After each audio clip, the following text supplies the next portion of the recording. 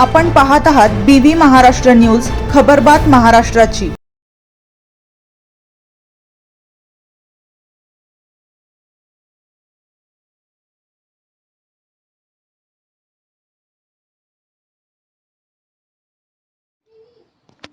Pimparkhed railway गेटजवळ भीषण अपघातात 2 JCB चालकाचा मृत्यू। चाळीसगाव मार्गावरील पिंपरखेड रेल्वे गेटजवळ 30 जून रोजी सायंकाळच्या सुमारास झालेल्या भीषण अपघातात माणिकपुंज तालुका नांदगाव जिल्हा नाशिक येथील 2 तरुणांचा दुर्दैवी मृत्यू झालाय।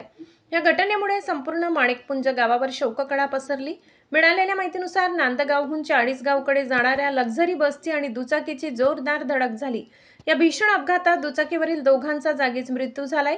मृतांमध्ये रमेश कोल्हे आणि सुनील सोपान गोराणे राहणार माणिकपुंज तालुका नांदगाव जिल्हा नाशिक यांचा समावेश असून दोघेही व्यवसायाने जेसीबी चालक होते। त्यांचे वय अंदाजे 25 ते 30 वर्षाच्या दरम्यान असल्याची माहिती आहे। या दुर्दैवी घटनेची माहिती मिळताच नांदगाव पोलिसांनी घटनास्थळी धाव घेत पंचनामा करून पुढील कार्यवाही सुरू केली। अपघातातील लक्झरी बस पोलिसांनी ताब्यात घेतली असून बस चालक अपघातानंतर घटनास्थळावरून फरार झालाय। त्याचा शोध घेण्यासाठी पोलिसांकडून प्रयत्न सुरू आहेत। या अपघातामुळे माणिकपुंज गावात हळहळ व्यक्त करण्यात येत असून दोन्ही तरुणांच्या अकाली निधनाने त्यांच्या कुटुंबियांवर दुःखाचा डोंगर कोसळलाय। गावातील नागरिकांनीही या घटनेबद्दल तीव्र शोक व्यक्त केलाय।